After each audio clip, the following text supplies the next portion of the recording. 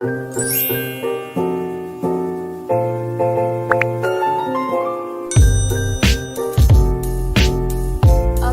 semuanya, kembali lagi di channel YouTube aku, Tias Widi Rahayu. Buat teman-teman yang baru mampir di channel YouTube aku, jangan lupa untuk subscribe terlebih dahulu, nyalain juga lonceng notifikasinya, dan jangan lupa share juga ke teman-temannya. Jadi aku nanti bakal share terkait soal persiapan P3K perawat untuk kemampuan teknis. Jadi buat teman-teman pejuang P3K khusus perawat baik nurse maupun D3, teman-teman bisa tonton video ini sampai selesai. Dan buat teman-teman yang mau bimbel di aku untuk persiapan P3K perawat tahun 2022, bisa langsung hubungi aku di nomor aku. Nah, di sini nanti ada 5 soal yang bakal aku share. Jadi nanti teman-teman bisa tonton video ini sehingga teman-teman bisa belajar bersama di channel YouTube aku. Oke, kita bahas untuk soal yang pertama. Jadi nanti teman-teman bisa ikutan mengerjakan.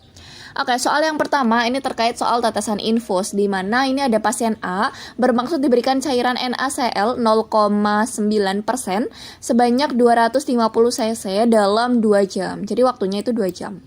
Diketahui faktor tetesan infusnya itu 15 tetes per menit. Kira-kira jumlah tetesan per menitnya atau TPM-nya itu berapa?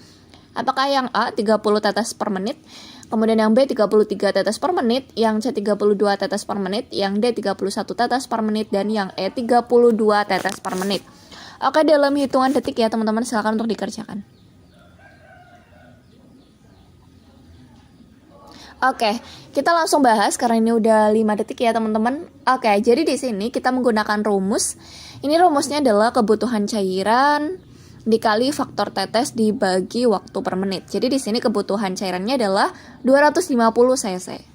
Kita masukkan 250 cc, kemudian dikali faktor tetesnya adalah 15 per menit, itu faktor tetesnya. Kemudian dibagi waktunya. Waktunya ini kan 2 jam, tapi dijadikan dalam menit. Nah, jadi 2 kali 60. Nah, di sini kita masukkan untuk kebutuhan cairannya 250 cc. Kemudian untuk faktor tetesnya adalah 15 TPM. Ini faktor tetes. Kemudian waktunya adalah 2 jam, kemudian dijadikan menit. Jadi dikali 60 menit. Nah, sama dengan 31,25 tetes per menit. Nah, kita bulatkan menjadi 31 tetes per menit.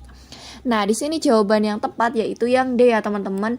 Ini faktor tetesnya. Jadi dengan soal yang seperti ini, kebutuhan cairannya 250, kemudian faktor tetesnya 15 dan waktu yang diperlukan 2 jam. Jadi untuk faktor tetes per menit atau jumlah tetesan per menit yaitu sebanyak 31 tetes per menit. Oke, semoga teman-teman bisa paham terkait soal tetesan infus, karena di sini soal tetesan infus itu banyak banget yang sering keluar di setiap ujian persiapan P3K perawat tahun 2021, mohon maaf, kemarin itu banyak yang keluar. Oke, kita lanjut soal berikutnya.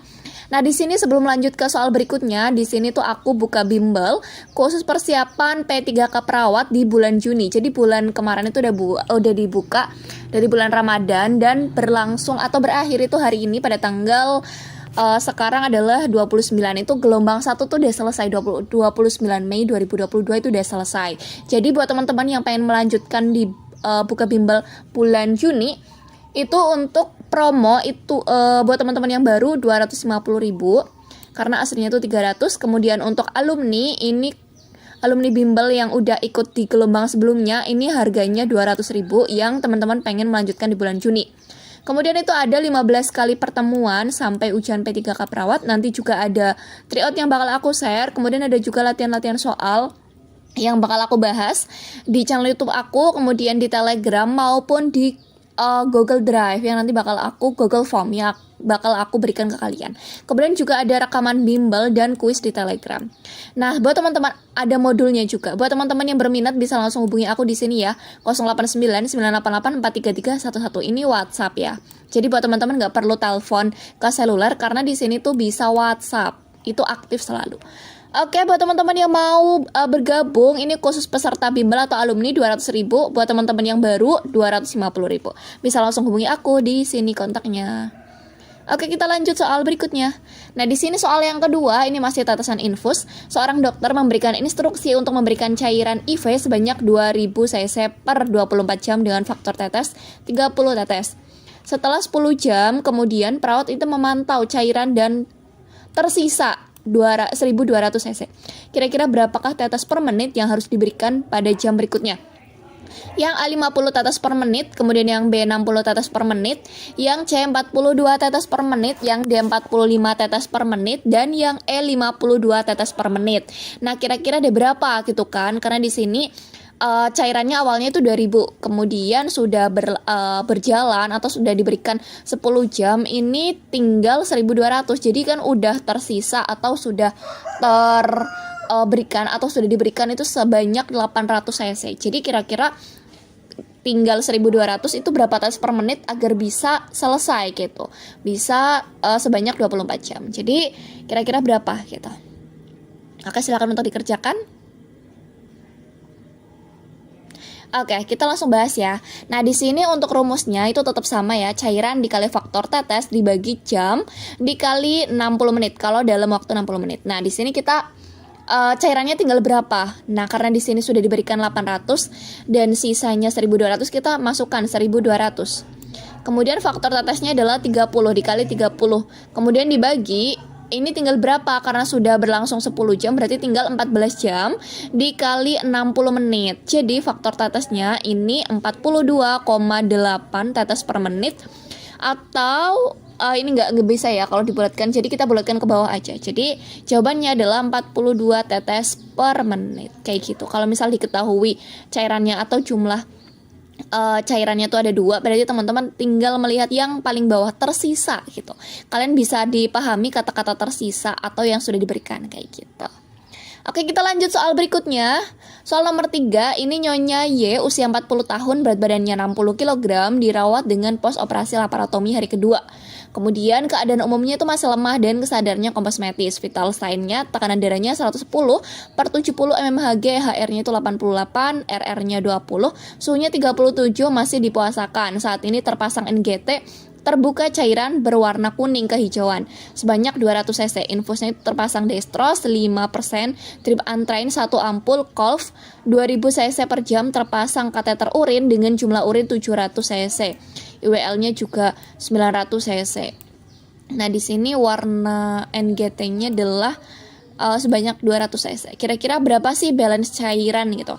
Apakah A 200, C 300, B 200, 300, C 400, D 500, dan yang E 600. Kira-kira itu berapa? Silakan untuk dikerjakan.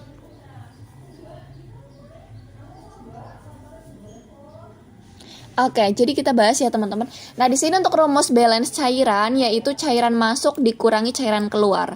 Kalian harus ingat rumus balance cairan. Nah, cairan masuk itu terdiri dari apa aja? Infus. Kemudian karena di sini itu tidak terdeteksi jelas gitu kan ya, jadi kita nggak perlu gitu untuk menghitung infusnya. Jadi kita mohon maaf. Jadi di sini ada cairannya adalah 2000 cc. Aku nggak ngelihat ya, mohon maaf ya teman-teman. Oke, jadi cairan masuk itu terdiri dari infus. Kemudian dikurangi cairan keluar karena di sini ada NGT yang keluar gitu kan ya, 200 cc NGT-nya. Kemudian ada urinnya. Karena di sini kan warna kuning, berarti kan keluar ya. Kemudian ada urinnya itu sebanyak 700 cc dan IWL-nya itu sebanyak 900 cc. Jadi kita kurangin 2000 cc dikurangi 1800 karena ini dijumlah 200 ditambah 700 ditambah 900, kemudian dijumlah ketemunya 1800. Jadi 2000 cc dikurangi 1800 cc sama dengan 200 cc. Jadi jawaban yang paling tepat adalah yang A, 200 cc. Oke, kita lanjut soal berikutnya. Nah, di sini soal luas luka bakar. Seorang perempuan berusia 34 tahun dirawat di ruang bedah dengan luka bakar derajat 2. Pasien itu mengeluh nyeri, lemas, dan haus. Hasil pengkajian luka bakar daerah dada, tangan kanan, dan paha kanan. Berapakah persentase luas luka bakar yang dialami pasien kasus di atas gitu kan? Apakah yang 44%, yang B 42%, yang C 34%, yang D 32%, dan yang E 27%? Kira-kira berapa? Silakan dikerjakan. Oke, kita langsung bahas.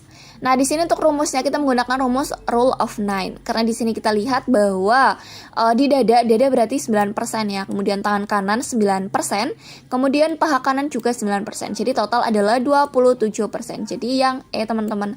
Nanti teman-teman bisa langsung lihat lagi rumus rule of 9 untuk rumus luas luka bakar. Oke, kita langsung ke soal yang terakhir. Nah, di sini soal diagnosa, seorang laki-laki berusia 48 tahun dirawat hari ketiga dengan diagnosis gagal jantung kongestif. Pasien mengeluh sesak nafas tambahan atau bertambah, mohon maaf, saat berjalan ke kamar mandi. Jadi dia itu mengeluh sesak nafas ketika berjalan ke kamar mandi, jadi sesaknya itu semakin bertambah. Hasil pemeriksaan fisik, frekuensi nadinya 90 kali per menit, tekanan darahnya 150 per 90 mmHg, frekuensi napasnya 28 kali per menit, dan urinnya 40 cc per jam. Dan hasil EKG-nya itu sinus ritem. Kira-kira apakah sih masalah keperawatan utama pada pasien tersebut? Yang A, intoleransi aktivitas, kemudian yang B, pola nafas tidak efektif, yang C, gangguan eliminasi urin, yang D, kelebihan cairan volume cairan, dan yang E, gangguan perfusi jaringan. Karena di sini udah ada kata-kata ya, jantung kongestif yang ada hubungannya dengan jantung. Kemudian pasien itu mengeluh sesak nafas bertambah gitu kan saat berjalan ke kamar mandi. Jadi itu hubungannya dengan aktivitas. Nah, yang ada hubungannya dengan aktivitas adalah yang A, teman-teman. Jadi intoleransi aktivitas, karena di sini semakin bertambah ketika dia berjalan ke kamar mandi, berarti bisa berhubungan dengan intoleransi aktivitasnya dia berjalan kayak gitu. Oke, mungkin segitu aja ya penjelasan dari aku terkait soal untuk kemampuan teknis perawat buat teman-teman pejuang P3K tahun 2022 yang mau bimbel bisa langsung hubungi aku di nomor yang sudah aku jelaskan.